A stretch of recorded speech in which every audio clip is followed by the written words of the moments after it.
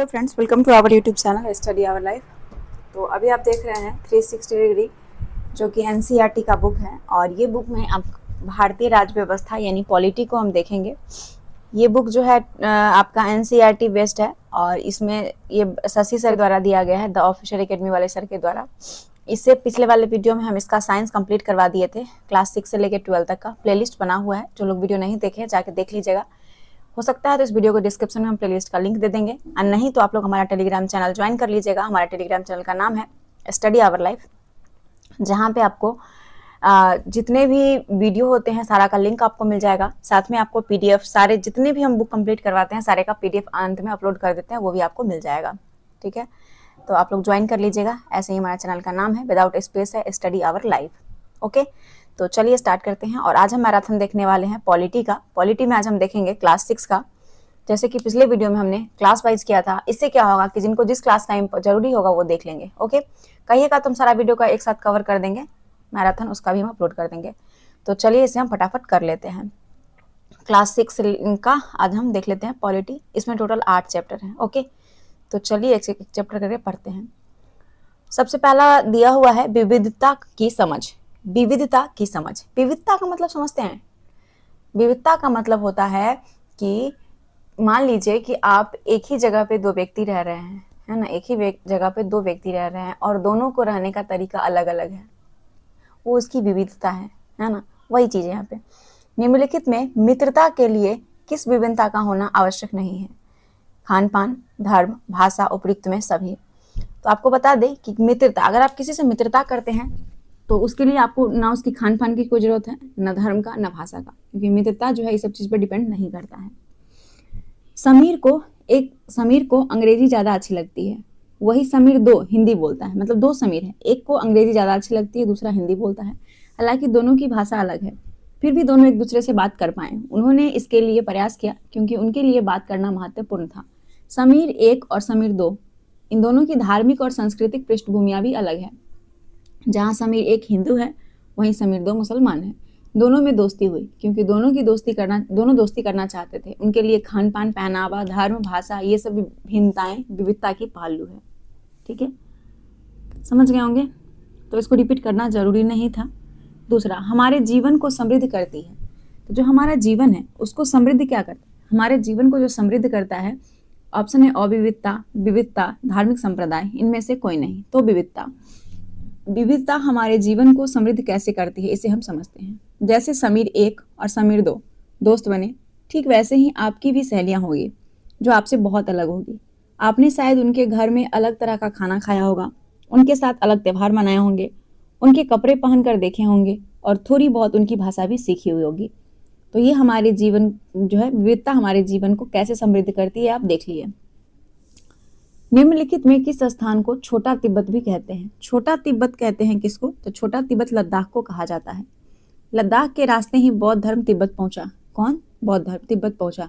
लद्दाख को छोटा तिब्बत कहा जाता है। किसको? लद्दाख को। पश्मीना ऊन मुख्य रूप से हमें किस जानवर से प्राप्त होता है? पश्मीना ऊन बकरी से प्राप्त होता है। यहाँ के लोग एक खास किस्म की बकरी पालते हैं जिससे पश्मीना ऊन मिलता है। ये ऊन कीमती है, इसीलिए पश्मीना शाल बड़ी महंगी मिलती है। पश्मीना शाल बड़ी महंगी मिलती है। पश्मीना शालें मुख्य रूप से किस स्थान पर बुनी जाती है? तो ये मिल जाती है कश्मीर में। पश्मीना शाल जो है मुख्य रूप से कश्मीर में बुनी जाती है और ये काफ़ी एक्सपेंसिव भी होता है क्योंकि ये बकरी के खाल से बनाई जाती है। लद्दाख के लोग बड़ी सावधानी से इस ऊन को इकट्ठा कर कश्मीर के व्यापारियों को बेच देते हैं। मुख्यतः कश्मीर में ही पश्मीना शालें बुनी जाती है। क्वेश्चन नंबर 6, लद्दाख के बारे में निम्नलिखित में कौन सा कथन असत्य है? मतलब लद्दाख के बारे में कौन सा कथन गलत है, ये पूछा गया है। लद्दाख जम्मू कश्मीर के पूर्व में पहाड़ियों में बसा एक रेगिस्तान इलाका है। लद्दाख में बहुत ही कम खेती संभव है क्योंकि यहाँ बारिश बहुत ज़्यादा होती है। ये स्टेटमेंट आपका असत्य है, बी नंबर। लद्दाख हर वर्ष काफ़ी लंबे समय तक बर्फ से ढका रहता है। इस क्षेत्र में बहुत ही कम पेड़ उग जा पाते हैं, सही है। पीने के पानी के लिए लोग गर्मी के महीने में पिघलने वाली बर्फ पर निर्भर रहते हैं, सही है। तो बी गलत है, बाकी सभी सही है। देखिए, अगर हम लद्दाख की बात करें तो लद्दाख जो है वो जम्मू और कश्मीर के पूर्व पहाड़ी में बसा एक रेगिस्तानी इलाका है। यहाँ पर बहुत ही कम खेती संभव है क्योंकि इस क्षेत्र में बारिश बिल्कुल नहीं होती है और यहाँ ये इलाका हर वर्ष काफ़ी लंबे समय तक बर्फ से ढका रहता है। इस क्षेत्र में बहुत ही कम पेड़ उग पाते हैं। पीने के पानी के लिए लोग गर्मी के महीनों में पिघलने वाली बर्फ पर निर्भर रहते हैं। किस देश का ग्रंथ केसर सागा लद्दाख में काफी प्रचलित है? तो केसर सागा तिब्बत का ग्रंथ है। तिब्बत का ग्रंथ केसर सागा लद्दाख में काफी प्रचलित है। तिब्बत का ग्रंथ केसर सागा लद्दाख में काफी प्रचलित है। उसके स्थानीय रूप को मुसलमान और बौद्ध दोनों ही लोग गाते हैं और उस पर नाटक भी खेलते हैं। क्वेश्चन नंबर 8, काली मिर्च, लौंग, इलायची आदि मसालों के कारण निम्नलिखित में से कौन क्षेत्र व्यापारियों के लिए बहुत ही आकर्षक बना? तो वो है आपका केरल। केरल को हम मसाले की रानी के नाम से भी जानते हैं। केरल भारत के दक्षिणी पश्चिमी कोने में बसा हुआ राज्य है। दक्षिणी पश्चिमी कोने में यह एक तरफ समुद्र से घिरा और दूसरी तरफ पहाड़ियों से है। इन पहाड़ी पर विविध प्रकार के मसाले जैसे काली मिर्च, लौंग, इलायची आदि उगाई जाती है। इन मसालों के कारण यह क्षेत्र व्यापारियों के लिए बहुत ही आकर्षक बना। अगला प्रश्न है 9 नंबर। सबसे पहले अरबी एवं यहूदी व्यापारी निम्नलिखित में किस जगह पर आए थे? तो केरल में। सबसे पहले अरबी एवं यहूदी व्यापारी केरल आए। ऐसा माना जाता है कि ईसा मसीह के धर्मदूत संत थॉमस लगभग 2000 साल पहले यहाँ आए थे। भारत में ईसाई धर्म लाने का श्रेय निम्नलिखित में किन्हें जाता है? तो ये जाता है आपको संत थॉमस को। ईसा मसीह के धर्मदूत संत थॉमस लगभग 2000 साल पहले यहाँ आए। भारत में ईसाई धर्म लाने का श्रेय उन्हीं को जाता है। अगला है केरल में मछली पकड़ने के लिए जो जाल इस्तेमाल किए जाते हैं वो चीनी जालों में से हूबहू मिलते हैं और उन्हें किस नाम से जानते हैं? तो उन्हें कहते हैं चीनी वाला। केरल में मछली पकड़ने के लिए जो जाल इस्तेमाल किया जाता है वो चीनी जाल से हूबहू मिलता है, उन्हें चीनी वाला कहते हैं। चीन के व्यापारी भी केरल आए और यहाँ पर मछली पकड़ने के लिए जो जाल इस्तेमाल किए जाते थे वो चीनी जालों से हूबहू मिलता है, उन्हें चीनी वाला कहते हैं। क्या कहते हैं? चीनी वाला। केरल के उपजाऊ जमीन और जलवायु किसकी खेती के लिए बहुत उपयुक्त है? तो आंसर हो जाएगा आपका सी, चावल के लिए। केरल की उपजाऊ जमीन और जलवायु चावल की खेती के लिए बहुत ही उपयुक्त है। वहाँ पे अधिकतर लोग मछली, सब्जी और चावल खाते हैं। मछली, सब्जी और चावल। ओणम किस राज्य का महत्वपूर्ण त्यौहार है? ओणम केरल का त्यौहार है। ओणम केरल में मनाए जाने वाले त्यौहार ओणम एक विशेष आकर्षण है। नाव प्रतियोगिता है ये ओणम। निम्नलिखित में किस हत्याकांड में एक ब्रिटिश जनरल ने शांतिप्रिय निहत्थे लोगों पर खुलेआम गोलियां चला दी? तो वो हो जाएगा आंसर सी, जालियांवाला बाग हत्याकांड, जो कि 13 अप्रैल 1919 की घटना है और ये अमृतसर में हुआ था। यह गीत अमृतसर में हुए जालियांवाला बाग हत्याकांड के बाद गाया जाता था। इस हत्याकांड में एक ब्रिटिश जनरल ने उन शांतिप्रिय निहत्थे लोगों पर खुलेआम गोली चलवा दी थी जो बाग में इकट्ठे होकर सभा कर रहे थे। महिला, पुरुष, हिंदू, मुसलमान सभी थे इसमें। पुस्तक भारत की खोज निम्नलिखित में किसने किया था? पुस्तक भारत की खोज का जो लिखे गए थे वो लिखा गया था आपका जवाहरलाल नेहरू के द्वारा। डिस्कवरी ऑफ इंडिया इंग्लिश में इसी को कहते हैं। जवाहरलाल नेहरू की पुस्तक है डिस्कवरी ऑफ इंडिया, भारत की खोज। ये लिखा गया था। भारतीय एकता को कोई बाहर से थोपी हुई चीज नहीं है, बल्कि यह बहुत ही गहरी है, जिसके अंदर अलग अलग तरह के विश्वास और प्रथाओं को स्वीकार करने की भावना है। इसमें विविधता को पहचाना और प्रोत्साहित किया जाता है। ये नेहरू ही थे जिन्होंने भारत की विविधता का वर्णन करते हुए अनेकता में एकता का विचार हमें दिया। कौन? जवाहरलाल नेहरू। अनेकता में एकता का विचार हमें दिए। निम्नलिखित में किसने भारत की विविधता का वर्णन करते हुए अनेकता में एकता का विचार दिया? अभी पढ़े हैं पंडित जवाहरलाल नेहरू के द्वारा। भारत एक खोज इन्हीं की पुस्तक है, उसी में दिया गया था। रविंद्रनाथ टैगोर द्वारा रचित हमारा डैश भी भारतीय एकता का ही एक अभिव्यक्ति है। तो रविंद्रनाथ टैगोर द्वारा रचित हमारा भारत का राष्ट्रगान जो है वो भारतीय एकता का ही एक अभिव्यक्ति है। रविंद्रनाथ टैगोर द्वारा रचित राष्ट्रगान भी भारतीय एकता का ही एक अभिव्यक्ति है। राष्ट्रगान किस तरह से एकता का वर्णन करता है, इसे अपने शब्दों में लिखिए। आप लोग भी लिख सकते हैं अगर चाहें तो, बट इसका कोई निर्णय नहीं है क्योंकि हमें समुद्र मंथन नहीं करना है। हमें इम्पॉर्टेंट चीज़ों को निकाल कर अपने एग्जाम की व्यू से जो इम्पोर्टेंट है उसको पढ़ना है। ओके, चलिए अध्याय 2 में है विविधता एवं भेदभाव। संसार में डैश मुख्य धर्म है। तो संसार में कितने धर्म हैं? संसार में 8 धर्म हैं। संसार में 8 मुख्य धर्म है। भारत में उन 8 धर्म के अनुयायी यानी मानने वाले रहते हैं। अनुयायी का मतलब होता है उस चीज़ को मानने वाले। यहाँ 8 धर्म है और यहाँ पे 8 धर्म को मानने वाले लोग रहते हैं। यहाँ 16 से ज़्यादा भाषाएं बोली जाती है। अगला प्रश्न है कि जब हम किसी के बारे में पहले से कोई राय बना लेते हैं और उसे हम अपने दिमाग में बिठा लेते हैं तो वह डैश का रूप ले लेती है। इसको हम लोग कहते हैं पूर्वाग्रह। क्या कहते हैं? पूर्वाग्रह। मान लीजिए कि आप किसी फ्रेंड के बारे में सोच रहे हैं कि वो जो है मेरी शिकायत करता है, मेरे पीठ पीछे मेरी बातें करता है, ठीक है। अगर आप दिमाग में बैठा लेते हैं कि वो मुझे चीट कर रहा है, वो मुझे धोखा दे रहा है, उसके लिए अगर दिमाग में बैठा लेते हैं तो कितना भी अच्छा अगर वो आपके लिए करता है, फिर भी आपके दिमाग में सिर्फ वही चीज़ चलेगा। कितना भी वो आपको प्रूफ करेगा कि नहीं, मैं ऐसा नहीं हूँ, मैं ऐसी नहीं हूँ, फिर भी ऐसा नहीं हो सकता, क्योंकि आपके दिमाग में वो चीज़ बैठ चुका है। इसको बोलते हैं पूर्वाग्रह। क्या बोलते हैं? पूर्वाग्रह। आंसर बी हो जाएगा। तो इनमें से कुछ कथन ग्रामीण लोगों को अज्ञानी की तरह देखते हैं, जबकि शहर में रहने वाले लोगों को आलसी एवं सिर्फ पैसे से सरोकार रखने वालों की तरह देखते हैं। जब हम किसी के बारे में पहले से कोई राय बना लेते हैं और उसे हम अपने दिमाग में बिठा लेते हैं तो वह पूर्वाग्रह का रूप ले लेती है। ज़्यादातर यह राय नकारात्मक होती है। कैसी? नकारात्मक। जैसे कि कथनों में दिया गया है, लोगों को आलसी या कंजूस मानना भी पूर्वाग्रह है। जब हम सभी लोगों को एक छवि में बांध देते हैं या उनके बारे में पक्की धारणा बना लेते हैं तो उसे क्या कहते हैं? तो उसे कहते हैं हम रूढ़िबद्ध धारणा।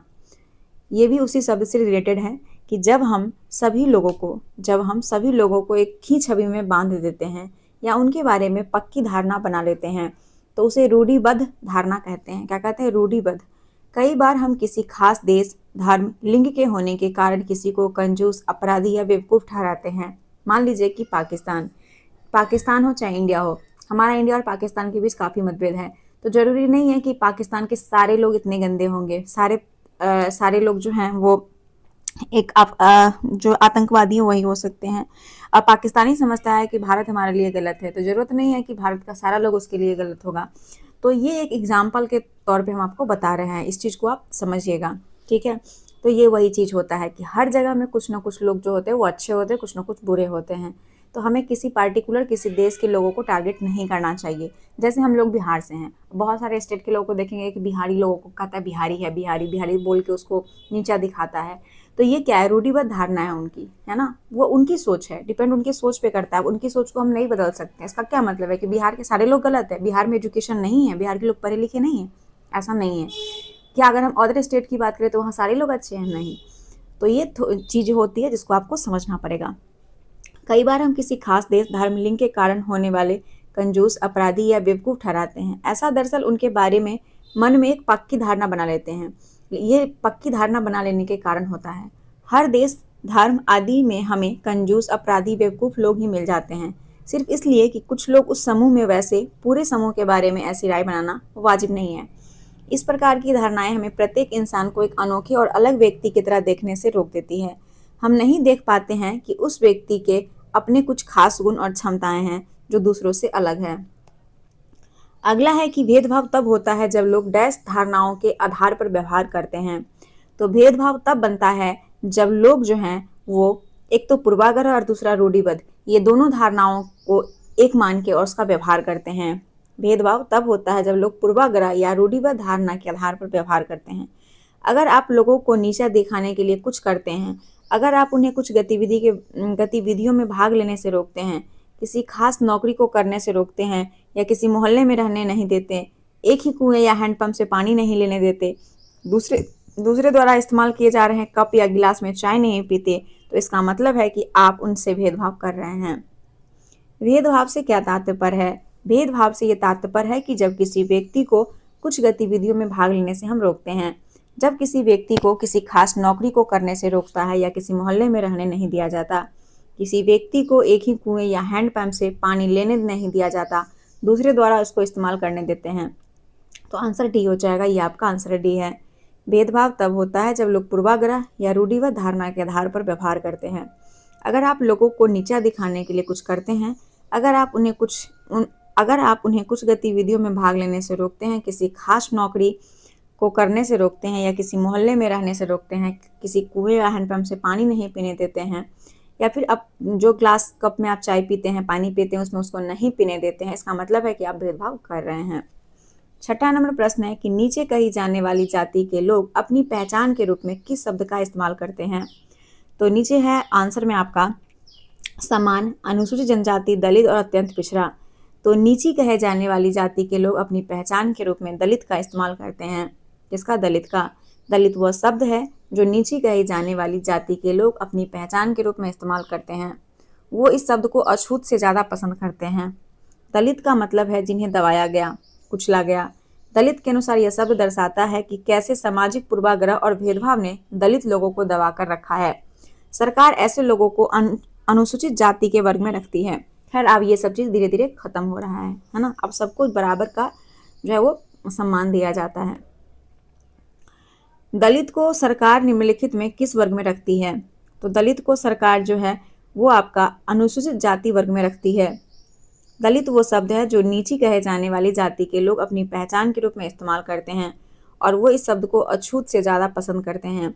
दलित का मतलब जिन्हें दबाया गया, कुचला गया। दलित के अनुसार यह शब्द दर्शाता है कि कैसे सामाजिक पूर्वाग्रह और भेदभाव ने दलित लोगों को दबा कर रखा। सरकार ऐसे लोगों को अनुसूचित जाति वर्ग में रखती है। निम्नलिखित में से किन महापुरुषों ने कहा है कि न्याय तभी हो सकता है जब सब लोगों के साथ बराबरी का व्यवहार हो? तो ये कहे थे आपके महात्मा गांधी, डॉक्टर अंबेडकर और ज्योतिबा फुले। डॉक्टर अंबेडकर भी दलित वर्ग से ही बिलोंग करते थे, है ना। तो आंसर आपका डी हो जाएगा। 1947 की बात है जब हमारा भारत आज़ाद हुआ था, 1947 में, और एक राष्ट्र बना। तो हमारे नेता ने समाज में व्याप्त कई तरह की असमानताओं पर विचार किया। संविधान को लिखने वाले लोग जो थे वो इस बात से अवगत हो गए थे कि हमारे समाज में कैसे भेदभाव किया जाता है और लोगों ने उसके खिलाफ किस तरह से संघर्ष किया। कई नेता इन लड़ाइयों के हिस्सा थे, जैसे डॉक्टर अंबेडकर, महात्मा गांधी, ज्योतिबा फुले। इसीलिए नेताओं ने संविधान में ऐसी दृष्टि और लक्ष्य रखा जिससे भारत में सभी लोगों को बराबर माना जाए, समानता को एक अहम मूल्य की तरह माना जाए। अगला प्रश्न है कि निम्नलिखित में किनका जन्म महार जाति में हुआ था? तो डॉक्टर अंबेडकर का। डॉक्टर अंबेडकर का जन्म महार जाति में हुआ था 1891 से 1956 को। भारतीय संविधान के पिता, दलित के सबसे बड़े नेता के रूप में जाना जाता है अंबेडकर को। अंबेडकर ने दलित समुदाय के अधिकार के लिए लड़ाई लड़ी थी। उनका महार जाति में जन्म हुआ था जो अछूत मानी जाती थी। महार लोग गरीब होते थे, उनके पास जमीन नहीं थी और उनके बच्चे को वही काम करना पड़ता था जो वो खुद करते थे। उन्हें गांव के बाहर रहना पड़ता था और गांव के अंदर आने की इजाज़त भी नहीं थी। डॉक्टर अंबेडकर ने अपने कॉलेज की पढ़ाई पूरी करके वकील बनने के लिए किस देश गए थे? तो वो गए थे इंग्लैंड। अंबेडकर जी जो थे वो अपने स्कूल की पढ़ाई कंप्लीट करके और कॉलेज की पढ़ाई पूरी करने वकालत करने इंग्लैंड गए। उन्होंने दलितों को अपने बच्चों को स्कूल कॉलेज भेजने के लिए प्रोत्साहित किया। दलित से अलग अलग तरह की सरकारी नौकरी करने को कहा ताकि वो जाति व्यवस्था से बाहर निकल पाए। 11 नंबर है कि जब कोई देश में सभी धर्म के लोग रहते हैं और सभी लोग एक दूसरे के धर्मों का सम्मान करते हैं तो वो देश जो है वो देश धर्मनिरपेक्ष कहलाता है। जैसे कि हमारा भारत धर्मनिरपेक्ष देश है ना। संविधान के लेखकों ने यह कहा था कि विविधता की इज्जत करना, उसे मूल्यवान बनाना सामान्यता सुनिश्चित करने में बहुत ही महत्वपूर्ण कारक है। उन्होंने यह महसूस किया कि लोगों को अपने धर्म का पालन करने, अपनी भाषा बोलने, अपने त्यौहार मनाने और अपने आप को खुले रूप में अभिव्यक्त करने की आज़ादी होनी चाहिए। उन्होंने कहा कि कोई एक भाषा, धर्म या त्यौहार सबके लिए अनिवार्य नहीं बनना चाहिए। उन्होंने जोर दिया कि सरकार सभी धर्म को बराबर मानेगी। इसीलिए भारत एक धर्मनिरपेक्ष देश है जहां लोग बिना भेदभाव के अपने धर्म का पालन करते हैं। इसे हमारी एकता के महत्वपूर्ण कारक के रूप में देखा जाता है कि हम इकट्ठे रहते हैं और एक दूसरे की इज्जत करते हैं। अगला चैप्टर है अध्याय 3 जिसका नाम है सरकार क्या है। हर एक देश में विभिन्न निर्णय लेने एवं काम करने के लिए डैश की जरूरत होती है। तो हर एक देश में विभिन्न निर्णय लेने और काम करने के लिए जो है किसकी जरूरत होती है? तो सरकार की जरूरत होती है। हर एक देश को विभिन्न निर्णय और काम करने के लिए सरकार की जरूरत होती है। ये निर्णय कई विषय से संबंधित हो सकते हैं, चाहे वो सड़क हो, स्कूल कहाँ बनाया जाए, बहुत ज़्यादा महंगी हो जाने वाली किसी चीज़ के दाम कैसे घटाया जाए, बिजली की आपूर्ति कैसे बढ़ाया जाए। सरकार कई सामाजिक मुद्दे पर भी कार्रवाई करती है। उदाहरण के लिए सरकार गरीबों की मदद करने के लिए कार्यक्रम चलाती है। इनके अलावा यह अन्य महत्वपूर्ण काम भी करती है जैसे डाक, रेल सेवाएं चलाना। सरकार के निम्नलिखित में कौन कार्य है? सड़क और स्कूल कहाँ बनाया जाए, किसी वस्तु को बहुत महंगी हो जाने पर उस चीज की दाम कैसे घटाया जाए। सरकार गरीबों की मदद करने के लिए कार्यक्रम चलाती है, सभी हो जाएगा। हर एक देश को विभिन्न निर्णय लेने और काम करने के लिए सरकार की जरूरत होती है, जो कि हम पढ़ चुके हैं। निम्नलिखित में किसका जिम्मेदारी देश की सीमाओं की सुरक्षा करना और दूसरे देशों से शांतिपूर्ण बनाए रखना है। तो ये कार्य सरकार का है। सरकार का काम है कि देश की सीमा की सुरक्षा करना, दूसरे देश से शांतिपूर्ण संबंध बना के रखना। उसकी जिम्मेदारी यह सुनिश्चित करना है कि देश के सभी नागरिक को पर्याप्त भोजन, अच्छी स्वास्थ्य सुविधा मिल सके। जब प्रकृति विपदा घिरती है, जैसे सुनामी, भूकंप, तो मुख्य रूप से सरकार ही पीड़ित लोगों की सहायता करता है। अगर कहीं कोई विवाद होता है या कोई अपराध करता है तो लोग न्यायालय में जाते हैं, और न्यायालय भी सरकार का ही अंग है। निम्नलिखित में कौन सरकार का अंग है। तो सरकार का अंग इसमें से सर्वोच्च न्यायालय है, भारतीय रेल है, भारत पेट्रोलियम है, सभी हो जाएगा। सरकार के अंग में सर्वोच्च न्यायालय, भारत पेट्रोलियम, रेलवे सभी आ जाता है, और भी सारी चीजें। अब आता है सरकार निम्नलिखित में किस स्तर पर काम करती है। तो वो हो जाएगा आंसर डी, स्थानीय, राज्य और राष्ट्रीय। सरकार के स्तर की बात करें तो आपको पता है कि सरकार कितनी सारी अलग अलग चीज़ों के लिए जिम्मेदार है। तो क्या आप सोच सकती हैं कि सरकार सारे इंतजाम कैसे करती है। दरअसल सरकार अलग अलग स्तर पर काम करती है, स्थानीय स्तर पर, राज्य स्तर पर और केंद्र स्तर पर यानी राष्ट्रीय स्तर पर। स्थानीय स्तर का मतलब आपके गांव, शहर या मोहल्ले हो जाएगा। राज्य स्तर का मतलब कि पूरे राज्य का ध्यान रखना, जैसे हरियाणा, बिहार, अपना और भी राज्य रख लीजिए, सब अलग अलग 28 राज्य है ना, सारे राज्य का अलग अलग सरकार है। राष्ट्रीय स्तर की बात करें तो राष्ट्रीय स्तर की सरकार का संबंध पूरे देश से होता है। इस किताब में आप आगे चलकर पढ़ेंगे कि स्थानीय सरकार कैसे काम करती है। आगे की कक्षा में राज्य एवं राष्ट्रीय स्तर पर सरकार के कामों के बारे में हम जानेंगे। ठीक है, अगला है तेलंगाना। 2 जून 2014 को भारत का कितना नंबर राज्य बना था। तेलंगाना 2 जून 2014 को भारत का जो राज्य बना था, वो राज्य बना था आपका 29वां राज्य। क्या माँ, 29वां राज्य बना था तेलंगाना। 31 अक्टूबर 2019 से जम्मू और कश्मीर राज्य 2 अलग अलग केंद्र शासित प्रदेश में बट गया, जम्मू और कश्मीर तथा लद्दाख। आंध्र प्रदेश राज्य पुनर्गठन के बाद 2 जून 2014 को तेलंगाना बना था, आंध्र प्रदेश पुनर्गठन आयोग के बाद। अगला सवाल है कि जम्मू एंड कश्मीर राज्य 2 अलग अलग केंद्र शासित प्रदेश में कब बट गया था। तो ये बटा था आपका 31 अक्टूबर 2019 को। 31 अक्टूबर 2019 को जम्मू और कश्मीर अलग अलग केंद्र शासित प्रदेश के रूप में बटा था, और लद्दाख। अगला आता है कि कानून निम्नलिखित में कौन बनाती है। कानून कौन बनाती है, सरकार बनाएगी। सरकार एवं कानून, सरकार कानून बनाती है। कौन कानून, देश में रहने वाले सभी लोगों को वो कानून मानते होते हैं। केवल यही वह तरीका है जिससे सरकार काम करती है। सरकार के पास जैसे कानून बनाने की ताकत होती है, वैसे ही यह ताकत भी होती है कि लोगों को कानून मानने के लिए बाध्य करे। उदाहरण के लिए एक कानून है कि गाड़ी चलाने वाले के पास लाइसेंस होना चाहिए। अगर कोई लाइसेंस के बिना गाड़ी चलाता हुआ पकड़ा जाए तो उसे जेल की सजा काटनी पड़ती है या जुर्माना भरना पड़ता है। ये आपको एक एग्जाम्पल के तौर पर समझ। राजतंत्रीय सरकार से क्या तात्पर्य है। तो राजतंत्रीय सरकार का मतलब होता है कि इसमें सरकार चलाने और निर्णय लेने की शक्ति राजा और रानी के पास होता है। राजतंत्रीय सरकार, इसमें राजा या रानी के पास निर्णय लेने और सरकार चलाने की शक्ति होती है। राजा के पास सलाहकार का एक छोटा सा समूह होता है जिससे वो विभिन्न मुद्दों पर चर्चा कर सकता है। अंतिम निर्णय लेने की शक्ति उसी के पास रहती है। 10 नंबर प्रश्न है कि जिस तंत्र में वो जनता खुद सरकार चुनती है, डैश कहलाती है। तो जिस तंत्र में वो जनता खुद सरकार चुनती है उसे लोकतंत्र कहते हैं। क्या कहते हैं, लोकतंत्र। लोकतंत्र में लोग ही सरकार को यह शक्ति देते हैं। लोग ऐसा चुनाव के माध्यम से करते हैं। वो अपनी पसंद के नेता को वोट देकर चुनते हैं। एक बार चुन लिए जाने के बाद यही लोग सरकार बनाते हैं। लोकतंत्र में सरकार को अपने निर्णय एवं उठाए गए कदमों का आधार बताना होता है और सफाई देनी पड़ती है। निम्नलिखित में कौन सा कथन सत्य है। लोकतंत्र के समान राजतंत्र में राजा या रानी को अपने निर्णय के आधार पर नहीं बताने पड़ते हैं और न ही अपने निर्णयों को सफाई देनी पड़ती है। लोकतंत्र में मूलभूत विचार यह है कि सरकार नियम को बनाने में भागीदार बनकर खुद ही शासन करे। तीसरा है कि आज के वर्तमान समय में लोकतांत्रिक सरकार को प्रायः प्रतिनिधित्व लोकतंत्र कहते हैं। तो इसमें 1 और 3 जो है ये दोनों सही है, दूसरा गलत है। लोकतंत्र की बात करें तो लोकतंत्र के समान राजतंत्र में राजा या रानी को अपने निर्णय के आधार नहीं बताने पड़ते हैं और न ही निर्णय की सफाई देनी पड़ती है। ठीक है, लोकतंत्र में मूलभूत विचार यह है कि लोगों नियमों को बनाने में भागीदार बनकर खुद ही शासन करें।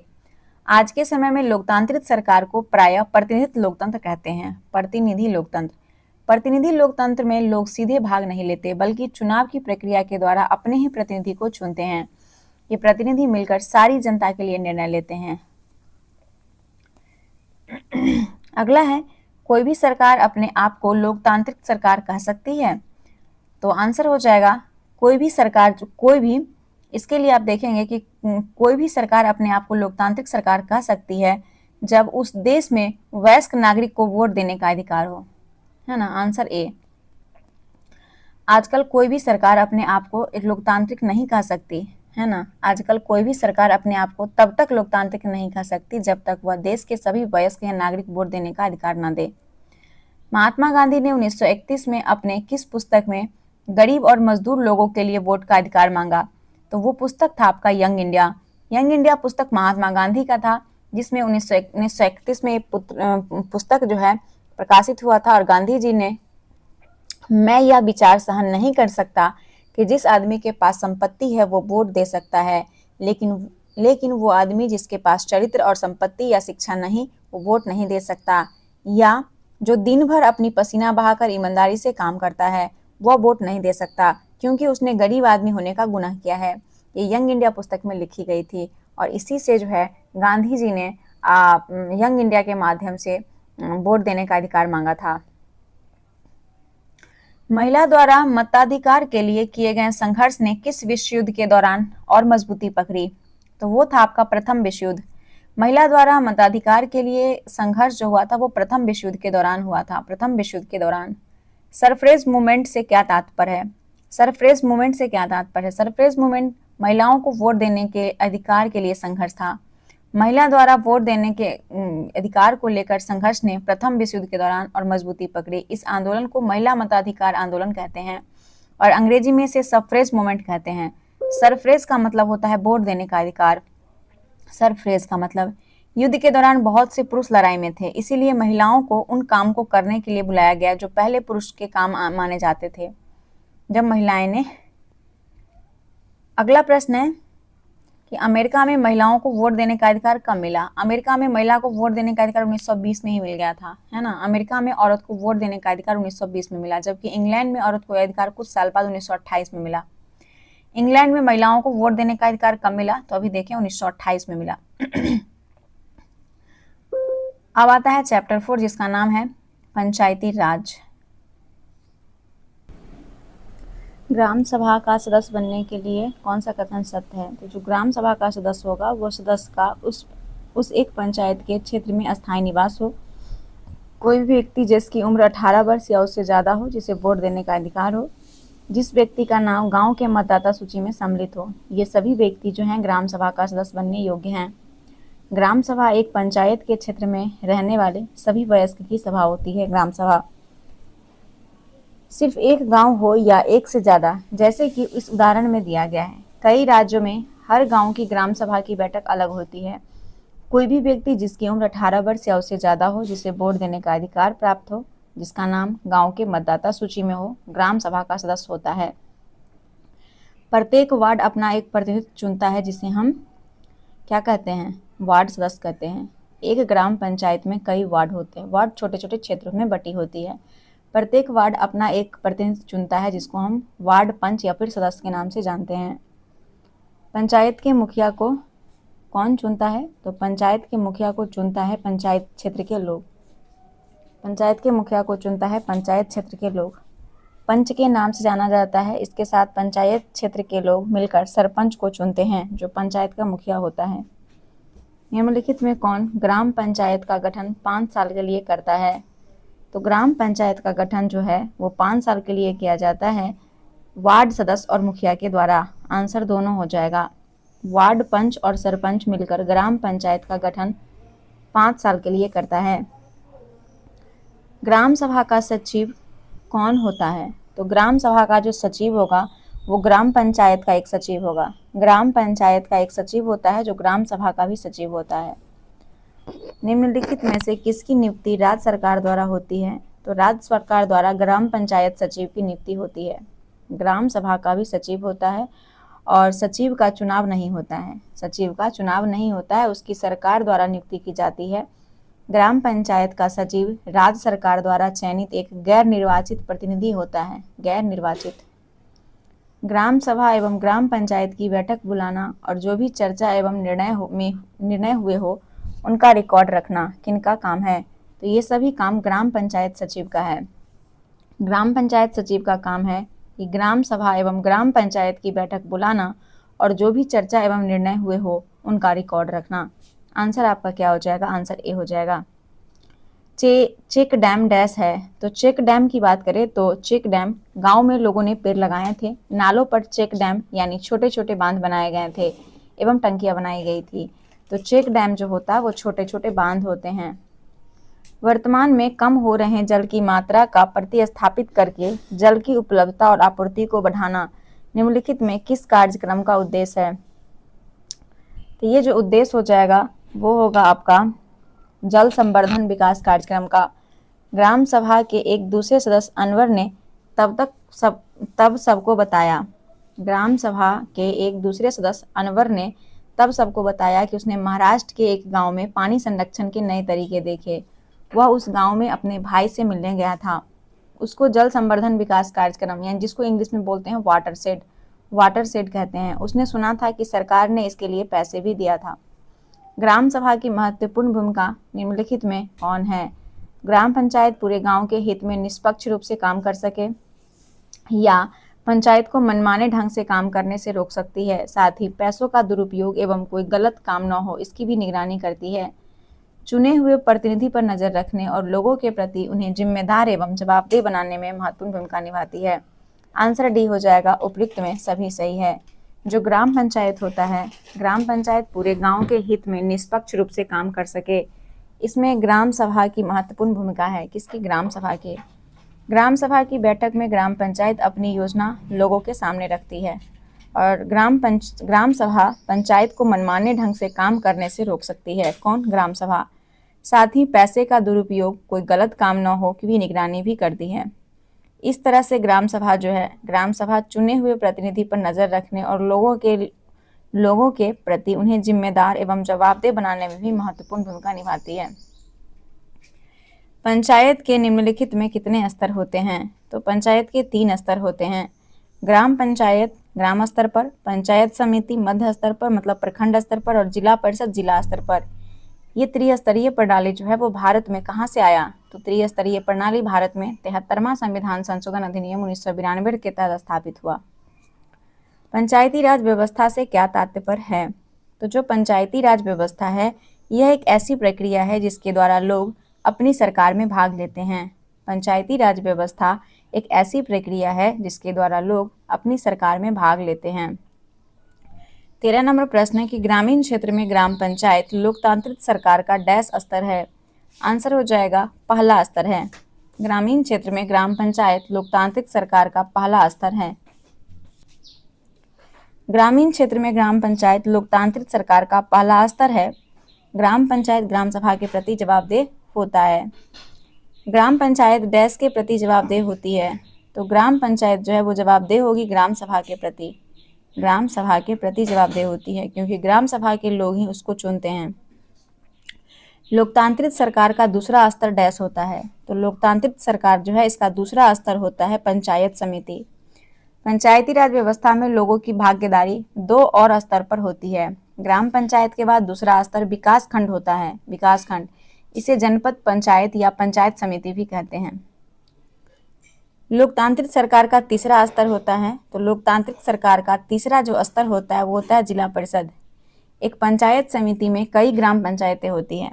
पंचायत समिति के ऊपर जिला पंचायत या जिला परिषद होती है पंचायत समिति के ऊपर, और ये तीसरा स्तर होता है।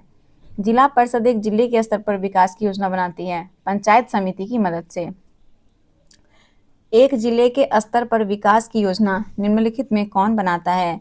तो एक जिले के स्तर पर विकास की योजना जो बनाता है वो जिला पार्षद बनाता है। कौन? जिला पार्षद। जिला पार्षद एक जिले के स्तर पर विकास की योजना बनाती है। पंचायत समिति की मदद से जिला परिषद सभी पंचायत में आवंटित राशि के वितरण की व्यवस्था भी करती है। निम्नलिखित में से किसकी मदद से जिला परिषद सभी पंचायत में आवंटित राशि के वितरण की व्यवस्था करती है? तो वह पंचायत समिति। पंचायत समिति की मदद से जिला पार्षद सभी पंचायत में आवंटित राशि के वितरण की व्यवस्था करती है। आंसर आपका हो जाएगा सी। चैप्टर 5 जिसका नाम है गांव प्रशासन। जब कभी दो व्यक्ति के आपस में मारपीट झगड़े की विवाद हो जाए तो इस विवाद को सुलझाने के लिए किसी एक व्यक्ति को कहाँ जाना चाहिए? मुखिया के पास, पुलिस थाना के पास या विधायक के पास? आंसर हो जाएगा इसके लिए उसको जाना चाहिए होगा कहाँ पे? तो पुलिस थाना के पास। ध्यान रखिएगा कि हर पुलिस थाने का एक कार्य क्षेत्र होता है जो उसके नियंत्रण में रहता है। लोग उस क्षेत्र में चोरी, दुर्घटना, मारपीट, झगड़े आदि की रिपोर्ट उसी स्थान में लिखवा सकते हैं।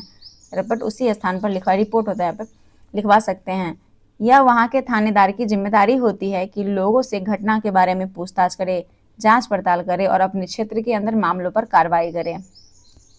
जमीन को नापना और उसका रिकॉर्ड रखना किसका काम होता है? तो ये पटवारी का। जमीन को नापना और उसका रिकॉर्ड रखना पटवारी का मुख्य काम है। अलग अलग राज्य में इसको अलग अलग नाम से जाना जाता है। कहीं पटवारी, कहीं लेखपाल, कहीं कर्मचारी, कहीं ग्रामीण अधिकारी तो कहीं कानूनगो कहते हैं। पटवारी खेत को नापने के लिए किस लंबी लोहे के जंजीर का इस्तेमाल करता है और वो कहलाता है? तो वो जंजीर जरीब कहलाता है। आमतौर पर पटवारी के पास खेत नापने के लिए अलग अलग तरीके होते हैं। कई जगहों पर एक लंबी लोहे की जंजीर का इस्तेमाल करते हैं जिसे जरीब कहते हैं। क्या कहते हैं? जरीब। अगला प्रश्न है चौथा नंबर। किसान से भूमि कर भी इकट्ठा करता है और सरकार को अपने क्षेत्र में उगने वाली फसल के बारे में जानकारी भी देता है। तो वो पटवारी। Answer B. पटवारी किसानों से भूमि कर भी इकट्ठा करता है और सरकार को अपने क्षेत्र में उगने वाली फसल के बारे में जानकारी देता है। यह काम अपने रिकॉर्ड के आधार पर करता है, इसलिए जरूरी है कि वो उनको समय समय पर दुरुस्त करता रहे। किसान कई बार फसल बदल देते हैं, कुछ और उगाने लगते हैं। जिला में सबसे ऊपर कौन सा अधिकारी होता है? तो जिला में सबसे ऊपर अधिकारी होता है आपका जिला अधिकारी। कौन होता है? जिला अधिकारी। भारत में सभी राज्य जिले में बटे हुए हैं। जमीन से जुड़े मामले की व्यवस्था के लिए इन जिलों को और भी छोटे खंडों में बांट दिया गया। जिले के उपखंड को कई नामों से जाना जाता है, जैसे तहसील, तालुका इत्यादि। सबसे ऊपर जिला अधिकारी होता है, उसके नीचे तहसीलदार होते हैं। छठा, निम्नलिखित में किसका काम पटवारी के काम का निरीक्षण करना है और यह सुनिश्चित करना है कि रिकॉर्ड सही ढंग से रखा जाए और राजस्व इकट्ठा होता रहे? तो ये जो कार्य होगा ये सही कार्य तहसीलदार का होगा। जिले के उपखंड को कई नाम से जानते हैं, तहसील, तालुका। सबसे ऊपर जिला अधिकारी होता है और उसके नीचे तहसीलदार होते हैं। क्या? तहसीलदार। उन्हें विभिन्न मामलों को निपटाना होता है। वो पटवारी के काम का निरीक्षण करते हैं और यह सुनिश्चित करते हैं कि रिकॉर्ड सही ढंग से रखे जाएं और राजस्व इकट्ठा होता रहे, मतलब विभिन्न तरह के कर जो है वो इकट्ठा होता रहे। वो जो है ये भी देखते हैं कि किसान को अपने रिकॉर्ड की नकल आसानी से मिल जाए। वो विद्यार्थियों को जरूरत पड़ने पर जाति प्रमाण पत्र आदि भी जारी करते हैं। तहसीलदार के दफ्तर में जमीन से जुड़े विवाद के मामले सुने जाते हैं। निम्नलिखित में से किस कानून के मुताबिक हिंदू परिवार में बेटों, बेटियां और उनकी मां को जमीन में बराबर हिस्सा मिलता है? तो हिंदू अधिनियम धारा 2005 के अकॉर्डिंग एक नया कानून हिंदू अधिनियम धारा 2005, ये नए कानून के मुताबिक हिंदू परिवार में बेटों, बेटियां और उनकी मां को जमीन में बराबर हिस्सा मिलता है।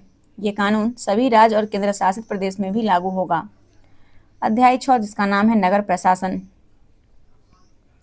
बहुत बड़े शहर में नगर प्रशासन चलाने वाले संस्थान को नगर निगम कहते हैं। बहुत बड़े शहर में नगर प्रशासन चलाने वाले संस्थान को नगर निगम कहा जाता है। एक बहुत बड़ी संस्था होती है जिसको नगर निगम कहते हैं। ये सड़क पर रोशनी की व्यवस्था, कूड़ा इकट्ठा करने, पानी की सुविधा उपलब्ध कराने, सड़क और बाजारों की सफाई का काम करती है। दूसरा प्रश्न है, छोटे कस्बों में नगर प्रशासन चलाने वाले संस्थान को डैश कहते हैं? तो छोटे कस्बों में नगर प्रशासन चलाने वाले संस्थान को नगर पालिका कहते हैं। हमारा पुणे शहर बहुत ही बड़ा शहर है, पूना, और यह नगर प्रशासन चलाने वाली संस्थान को नगर निगम कहते हैं। छोटे कस्बों को नगर पालिका कहते हैं। नगर निगम का प्रमुख कार्य क्या है? तो जो नगर निगम है वो शहर में सड़क, बाजार की सफाई का काम करता है, शहर में कूड़ा इकट्ठा करता है। नगर निगम बाग बगीचे का रखरखाव, पानी की सुविधा उपलब्ध कराता है। सड़क पर रोशनी की व्यवस्था कराना भी नगर निगम का कार्य है। आंसर डी हो जाएगा। नगर निगम का काम यह सुनिश्चित करना भी है कि शहर में बीमारी न फैले, है ना।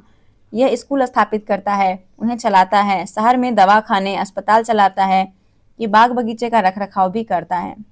नगर निगम के अंतर्गत शहर को अलग अलग डैश में बांटा जाता है। तो नगर निगम के अंतर्गत शहर को जो है वो वार्ड, है ना, अलग अलग वार्ड में बांटा जाता है। हर वार्ड से एक पार्षद चुना जाता है, हर वार्ड से। शहर के हर वार्ड में एक डैश का चुनाव होता है। तो शहर के हर वार्ड में एक वार्ड परिषद का चुनाव होता है। किसका? वार्ड परिषद का चुनाव होता है। जब एक वार्ड के अंदर की समस्या होती है तो वार्ड के लोग डैश से संपर्क कर सकते हैं। तो जब एक वार्ड के अंदर की समस्या होती है तो जो वार्ड के लोग होंगे वो संपर्क करेंगे पार्षद से। किसे? वार्ड परिषद से। पार्षद की समितियों एवं पार्षद द्वारा लिए गए निर्णय को लागू कराने का काम किनका होता है?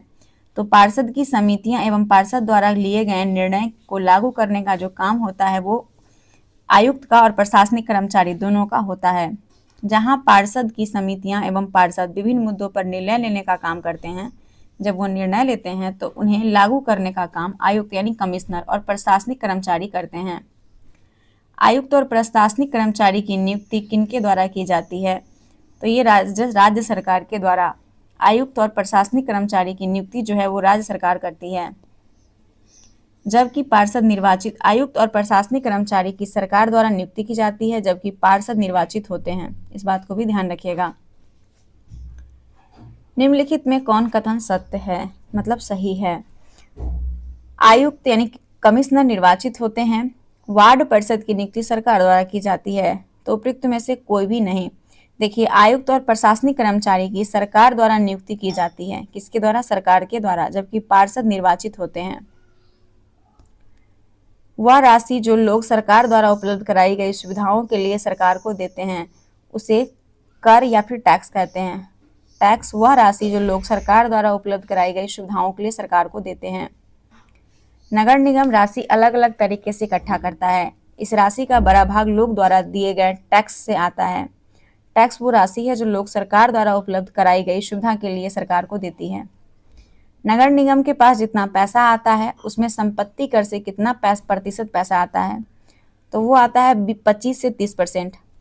जिन लोगों के अपने घर होते हैं उन्हें संपत्ति कर देना होता है ना, और साथ ही पानी एवं अन्य सुविधा के लिए भी कर देना होता है। जितना बड़ा घर उतना ज़्यादा कर, है ना। निगम के पास जितना पैसा आता है उसमें संपत्ति कर से लेकर 25 से 30% प्रतिशत ही आता है। 25 से 30%। हाल के समय में पैसा बचाने के लिए कई नगर निगम ने कचरा उठाने और उसे ठिकाने लगाने के लिए निजी ठेकेदार रख लिए हैं, जिसे हम क्या कहते हैं, जिसे हम निजीकरण कहते हैं, प्राइवेटाइजेशन कहते हैं। यास्मीन खाला ने बच्चों को जो नहीं बताया वह यह है कि हाल के समय में पैसा बचाने के लिए नगर निगम ने कचरा उठाने और उसे ठिकाने लगाने के लिए निजी ठेकेदार रख लिए हैं, जिसको निजीकरण कहते हैं। इसका मतलब यह है कि जो काम पहले सरकारी कर्मचारी करते थे वो अब काम निजी कंपनियां करती है। 1994 में निम्नलिखित में किस शहर में भयंकर बीमारी प्लेग फैला था? तो 1994 में जो प्लेग फैला था वो सूरत में। कहाँ पे? सूरत में, सूरत शहर में। सूरत भारत के सबसे गंदे शहर में एक था। लोग घरों का और होटलों का भी कूड़ा कचरा पास के नाली या सड़क पर फेंक देते थे। इससे सफाई कर्मचारी को कूड़ा कचरा उठाने और उसे ठिकाने लगाने में काफ़ी मुश्किल होती थी। ऊपर से नगर निगम अपना काम नियमित रूप से नहीं कर रही थी, जिससे स्थिति और भी ज़्यादा बदतर हो गई थी। बीमारी प्लेग निम्नलिखित में किस माध्यम से फैलता है? तो प्लेग की बात करें तो जो प्लेग है ये वायु के माध्यम से फैलता है। प्लेग हवा के जरिए फैलता है। जिन लोगों को प्लेग हो जाए उन्हें दूसरों लोगों से अलग रखना पड़ता है। सूरत में उस साल बहुत से लोगों ने अपनी जान गंवाई। करीब 3 लाख से अधिक लोगों को शहर छोड़ना पड़ा। प्लेग के डर से यह अनिवार्य कर दिया गया कि नगर निगम मुस्तैदी से काम करे। सारे शहर की अच्छी तरह से सफाई हुई। आज की तारीख में चंडीगढ़ के बाद भारत का सबसे साफ सुथरा शहर में दूसरा स्थान सूरत ही है। चैप्टर 7 है कि ग्रामीण क्षेत्र में आजीविका। कलपट्टू गांव का संबंध किस राज्य से है? कलपट्टू तमिलनाडु का गांव है। कलपट्टू यहाँ के लोग कई तरह के काम करते हैं। दूसरे गांव की तरह यहाँ भी खेती के अलावा कई काम आते हैं, जैसे टोकरी, बर्तन, घड़े, ईंट, बैलगाड़ी इत्यादि बनाना। हमारे देश के ग्रामीण परिवार में से करीब कितना प्रतिशत खेतीहर मजदूर हैं? तो लगभग 40% खेतीहर मजदूर हैं हमारे देश के ग्रामीण परिवार में करीब 40% मजदूर खेतीहर और गरीब हैं, मतलब खेतीहर हैं, है ना। हमारे देश में 40% खेतीहर मजदूर हैं। कुछ के पास जमीन के छोटे छोटे टुकड़े हैं। चखेसंग समुदाय का संबंध किस राज्य से है? चखेसंग का संबंध नागालैंड से है। नागालैंड की सीढ़ीनुमा खेती। यह एक गांव है जिसका नाम चिजामी है। ये नागालैंड के फेक जिले में है। इस गांव में रहने वाले लोग चखेसंग समुदाय के हैं। वो सीढ़ीनुमा खेती करते हैं। कैसा? सीढ़ीनुमा खेती किस फसल के लिए सबसे अच्छी है? तो ये जो है आपका चावल की खेती के लिए। यह एक गांव है जिसका नाम चिजामी है, नागालैंड के फेक जिले में है। इस गांव में रहने वाले लोग चखेसंग समुदाय के हैं। वो सीढ़ीनुमा खेती करते हैं। इसका मतलब है कि पहाड़ी की जो ढलाव जमीन है उसको छोटे छोटे सपाट टुकड़ों में बांट दिया जाता है और उस जमीन को सीढ़ियां के रूप में बदल दिया जाता है। प्रत्येक सपाट टुकड़े के किनारे को ऊपर उठा देते हैं जिससे पानी भरा रह पाए, और ये चावल की खेती के लिए सबसे अच्छा है। अब आता है कि तमिलनाडु के मछुआरे की खास तरह की छोटी नाव को किस नाम से जानते हैं? तो कैटामैरन। पुदुपेट कलपट्टू से ज्यादा दूर नहीं है। यहाँ के लोग मछली पकड़कर अपनी आजीविका चलाते हैं। अपने घर समुद्र के पास होते हैं और वहाँ चारों ओर जाल और कैटामैरन यानी मछुआरे की खास तरह की छोटी नाव की पंक्तियां दिखाई देती हैं। सुबह 7 बजे समुद्र किनारे बड़ी गहमागही रहती है। इस समय सारे कैटामैरन मछली पकड़कर लौट आते हैं। मछली खरीदने और बेचने की बहुत सारी औरतें इकट्ठी हो जाती हैं।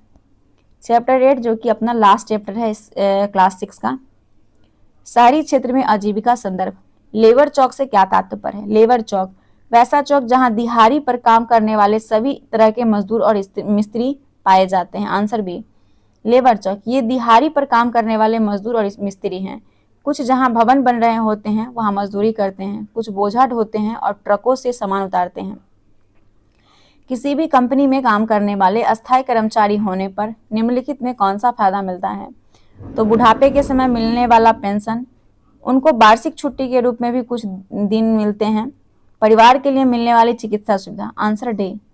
ध्यान रखिएगा कि अस्थायी कर्मचारी होते हैं उन्हें होने के कारण जो फायदे हैं वो है बुढ़ापे के लिए बचत। उनकी तनख्वाह का एक भाग भविष्य निधि में सरकार के पास डाल दिया जाता है। इस बचत पर ब्याज भी चलता है। नौकरी से सेवानिवृत्त होने पर पैसा मिल जाता है। छुट्टी इतवार और राष्ट्रीय त्योहार के लिए छुट्टी मिलती है। उनको वार्षिक छुट्टी के रूप में भी कुछ दिन मिलते हैं। परिवार के लिए चिकित्सा की सुविधा। कंपनी एक सीमा तक कर्मचारी और उनके परिवारजनों के इलाज का खर्चा उठाती है कंपनी। ठीक है, अब यहाँ से आपका क्लास 7 स्टार्ट हो जाएगा जो कि हम अगले वीडियो के माध्यम से देखेंगे। होप सो कि आज का ये वीडियो आपको पसंद आया होगा। अगर दोस्तों पसंद आया तो वीडियो को लाइक कर दीजिएगा। जो लोग चैनल पे पहली बार हैं प्लीज चैनल को सब्सक्राइब करके वीडियो को शेयर कर देंगे। मिलते हैं नेक्स्ट वीडियो के साथ, तब तक के लिए धन्यवाद। जय हिंद, जय भारत।